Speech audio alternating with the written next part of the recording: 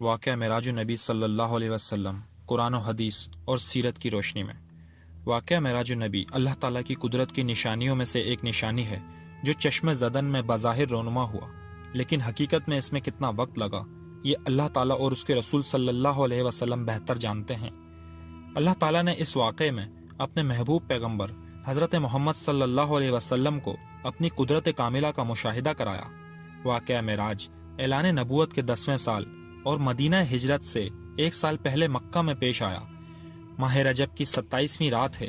اللہ تعالیٰ فرشتوں سے ارشاد فرماتا ہے، اے فرشتو، آج کی رات میری تسبیح بیان مت کرو، میری حمد و تقدیس کرنا بند کر دو، آج کی رات میری اطاعت و بندگی چھوڑ دو، اور آج کی رات جنت الفردوس کو لباس اور زیور سے آراستہ کرو، میری فرما برداری کا کلاه اپنے سر پر باندھ لو۔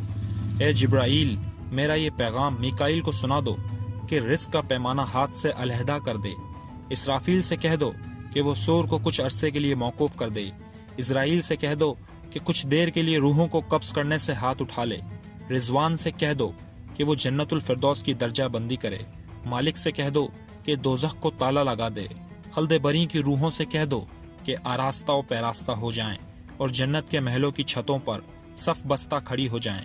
مشرق سے مغرب تک جس قدر قبریں ہیں ان سے عذاب ختم کر دیا جائے۔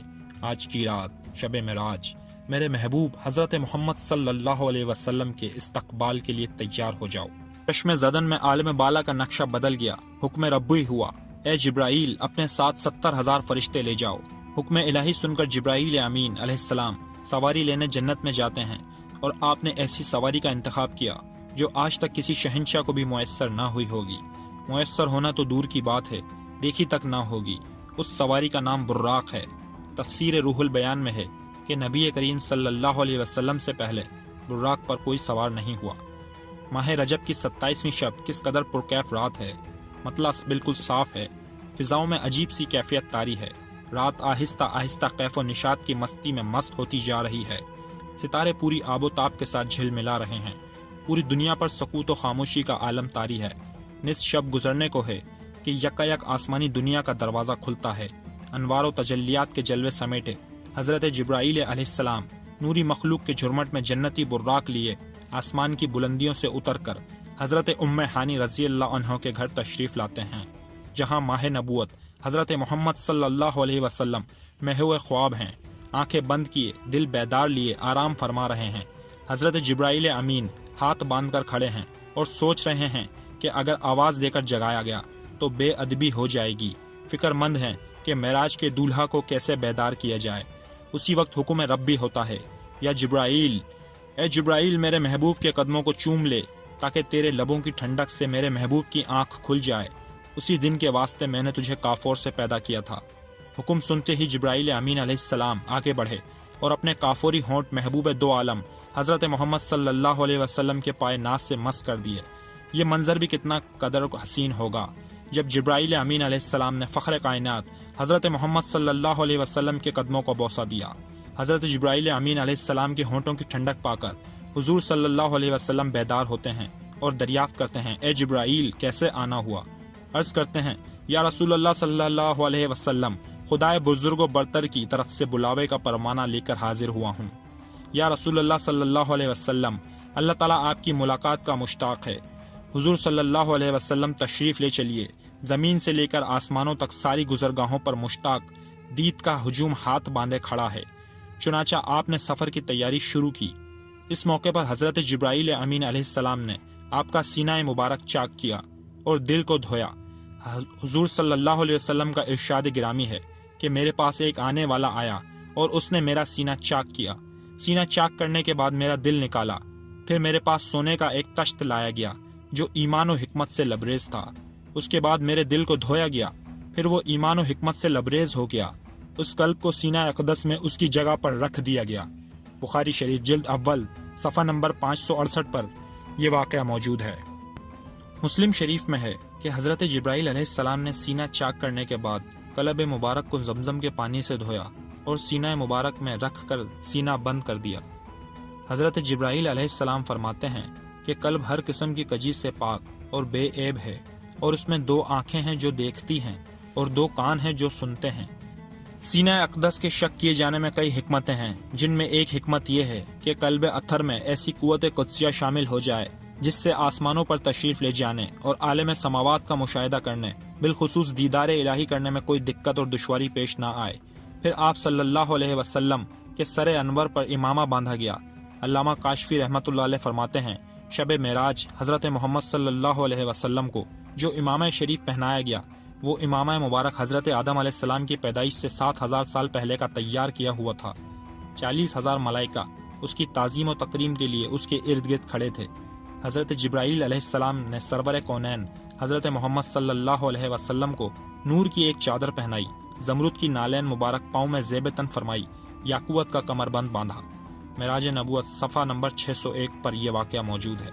हुज़ूर सल्लल्लाहु अलैहि वसल्लम ने बुर्राक का हुलिया बयान करते हुए इरशाद फरमाया, सीना सुर्ख याकूत की मानिक चमक रहा था, उसकी पुष्ट पर बिजली कूदती थी, टांगे सब जमरुद, दुम मरजान, सर और उसकी गर्दन याकूत से बनाई गई थी। बहिश्ती ज़ैन उस पर कसी हुई थी, जिसके साथ सुर्ख याकूत के दौर काबो आवीज़ा थे। उसकी पेशानी पर ला इलाहा इल्लल्लाह मुहम्मद रसूलुल्लाह लिखा हुआ था। चंद लम्हों के बाद वो वक्त भी आ गया कि सरवर कौनैन हज़रत मोहम्मद सल्लल्लाहु अलैहि वसल्लम बुर्राक पर तशरीफ़ फरमा हो गए। हज़रत जिब्राईल अलैहिस्सलाम ने रकाब थाम ली, हज़रत मीकाईल अलैहिस्सलाम ने लगाम पकड़ी, हज़रत इसराफील अलैहिस्सलाम ने ज़ैन को संभाला। हज़रत इमाम काशफी रहमतुल्लाह अलैह फरमाते हैं कि मेराज की रात 80,000 फरिश्ते हुज़ूर सल्लल्लाहु अलैहि वसल्लम के दाएं तरफ और 80,000 बाएं तरफ थे। मेराज नबुआ सफ़ा नंबर 606 पर यह वाक़या दर्ज है। फ़िज़ा फरिश्तों की दुरूद व सलाम की सदाओं से गूंज उठी और आका नामदार हज़रत मोहम्मद सल्लल्लाहु अलैहि वसल्लम दुरूद व सलाम की गूंज में सफ़र मेराज का आगाज़ फरमाते हैं। इस वाक़े को कुरान मजीद में अल्लाह ताला ने इस तरह बयान फरमाया है, वो ज़ात है हर नक्स और कमज़ोरी से पाक है, जो रात के थोड़े से हिस्से में अपने महबूब और मुक़र्रब बंदे को मस्जिदुल हराम से उस मस्जिद अक्सा तक ले गई जिसके गिरदो नवा को हमने बाबरकत बना दिया, ताहम हमें इस बंदा कामिल को अपनी निशानियाँ दिखाएं। आप सल्लल्लाहु अलैहि वसल्लम निहायत शान शौकत से मलाइका के जुलूस में मस्जिदुल हराम से मस्जिद अक्सा की तरफ रवाना होते हैं। ये घड़ी किस कदर दिल नवाज थी कि जब मकां से लामकां तक नूर ही नूर फैला हुआ था। सवारी भी नूर तो सवार भी नूर, बाराती भी नूर तो दूल्हा भी नूर, मेज़बान भी नूर तो मेहमान भी नूर। नूरानियों की ये नूरी बारात फलक बोस पहाड़ों पर बे आबो ग्यारह रेगिस्तानों, घने जंगलों, चटील मैदानों, सरसब्ज़ शादाब वादियों, पुरखतर वीरानों पर से सफ़र करती हुई वादी बता में पहुंची, जहाँ खजूर के बेशुमार दरख्त हैं। हज़रत जिब्राईल अलैहिस्सलाम अर्ज़ करते हैं कि हुजूर यहाँ उतर कर 2 रकात नफिल अदा कीजिए, ये आपकी हिजरत गाह मदीना तैयबा है। नफिल की अदायगी के बाद फिर सफ़र शुरू होता है। रास्ते में एक सुर्ख टीला आता है जहाँ हज़रत मूसा अलैहिस्सलाम की कब्र है। हुजूर सल्लल्लाहु अलैहि वसल्लम इरशाद फरमाते हैं कि मेराज की रात में सुर्ख टीले से गुजरा तो मैंने देखा कि वहाँ मूसा अलैहिस्सलाम की कब्र है और वो अपनी कब्र में खड़े होकर नमाज पढ़ रहे हैं। फिर देखते ही देखते बैतुल मक़दस भी आ गया, जहाँ कुद्सियों का जम्मे गफ़ीर सलामी के लिए मौजूद है, पूरे गुलमा खुश आमदीद कहने के लिए, और तकरीबन 1,24,000 अनबिया और मुरसलीन इस्तकबाल के लिए बेचैन व बेकरार खड़े हैं। हुजूर सल्लल्लाहु अलैहि वसल्लम उस मकाम पर तशरीफ़ फरमा हुए जहाँ बाब मोहम्मद सल्लल्लाहु अलैहि वसल्लम कहा जाता है। हज़रत जिब्राईल अलैहिस्सलाम एक पत्थर के पास आए जो उस जगह मौजूद था। हज़रत जिब्राईल अलैहिस्सलाम ने उस पत्थर पर अपनी उंगली मार कर उसमें सुराख कर दिया और बुर्राक को उसमें बांध दिया। तफसीर इब्न कसीर जिल्द नंबर 3 में सफ़ा नंबर 7 पर यह वाक़या मौजूद है। आफ्ताब नबूवत हज़रत मोहम्मद सल्लल्लाहु अलैहि वसल्लम मस्जिद अक्सा में दाखिल होते हैं। सहने हरम से फलक तक नूर ही नूर छाया हुआ है, सितारे मांद पड़ चुके हैं, कुदसी सलामी दे रहे हैं। हज़रत जिब्राईल अलैहिस्सलाम अजान दे रहे हैं। तमाम अम्बिया और रसल सफ़ दर सफ़ खड़े हो रहे हैं। जब सफ़ें बन चुकी तो इमामुल अम्बिया फ़ख्र दो जहां हज़रत मोहम्मद सल्लल्लाहु अलैहि वसल्लम इमामत फरमाने तशरीफ़ लाते हैं। तमाम अम्बिया और रसल इमामुल अम्बिया की इक़दा में 2 रकात नमाज नफिल अदा करके अपनी न्याज़ मंदी का ऐलान करते हैं। मलाइका और अम्बिया कराम सब के सब सर तस्लीम खम किए खड़े होते हैं। बैतुल मक़दस ने आज तक ऐसा दिल नवाज मंजर और रूह परवर समा नहीं देखा होगा। वहाँ से फारिग ही अज़मत और रफ़त के परचम फिर बुलंद होना शुरू होते हैं। दुरूद व सलाम से फ़िज़ा एक मरतबा फिर गूंज उठती है। सरवर कौनैन हज़रत मोहम्मद सल्लल्लाहु अलैहि वसल्लम नूरी मखलूक के झुरमट में आसमानों की तरफ रवाना होते हैं। हुजूर सल्लल्लाहु अलैहि वसल्लम फरमाते हैं, सुम्मा अर्ज भी फिर मुझे ऊपर ले जाया गया। बुर्राक की रफ्तार का आलम यह था कि जहाँ निगाह की इंतहा होती वहाँ बुर्राक पहला कदम रखता। फ़ौरन ही पहला आसमान आ गया। हज़रत जिब्राईल अलैहिस्सलाम ने दरवाज़ा खटखटाया। دربان نے پوچھا کون ہے؟ جواب دیا جبرائیل۔ دربان نے پوچھا تمہارے ساتھ کون ہے؟ حضرت جبرائیل علیہ السلام نے کہا حضرت محمد صلی اللہ علیہ وسلم۔ دربان نے کہا مرحبا، دروازہ انہی کے لیے کھولے جائیں گے۔ چنانچہ دروازہ کھول دیا گیا۔ آسمان اول حضرت آدم علیہ السلام نے حضور سرور کونین حضرت محمد صلی اللہ علیہ وسلم کو خوش آمدید کہا۔ دوسرے آسمان پر پہنچے تو حضرت عیسیٰ علیہ السلام اور حضرت یحییٰ علیہ السلام نے حضور صلی اللہ علیہ وسلم کو خوش آمدید کہا۔ تیسرے آسمان پر حضرت یوسف علیہ السلام نے، چوتھے آسمان پر حضرت ابراہیم علیہ السلام نے، پانچویں آسمان پر حضرت ہارون علیہ السلام نے، چھٹے آسمان پر حضرت موسیٰ علیہ السلام نے، اور ساتویں آسمان پر حضرت ابراہیم علیہ السلام نے سرور کونین حضرت محمد صلی اللہ علیہ وسلم کا استقبال کیا اور خوش آمدید کہا۔ پھر آپ صلی اللہ علیہ وسلم کو جنت کی سیر کرائی گئی۔ پھر آپ صلی اللہ علیہ وسلم اس مقام پر پہنچے جہاں قلم و قدرت کے چلنے کی آواز سنائی دیتی تھی۔ اس کے بعد پھر آپ صلی اللہ علیہ وسلم سدرۃ المنتہا تک پہنچے۔ سدرہ وہ مقام ہے جہاں مخلوق کے علوم کی انتہا ہے۔ فرشتوں نے اذن طلب کیا کہ اے اللہ، تیرے محبوب تشریف لا رہے ہیں، ان کے دیدار کی ہمیں اجازت عطا فرما۔ اللہ تعالیٰ نے حکم دیا کہ تمام فرشتے سدرۃ المنتہا پر جمع ہو جائیں، اور جب میرے محبوب کی سواری آئے تو سب زیارت کر لیں۔ چنانچہ ملکہ سدرہ پر جمع ہو گئے اور جمال محمد صلی اللہ علیہ وسلم کو دیکھنے کے لیے سدرہ کو ڈھانک لیا۔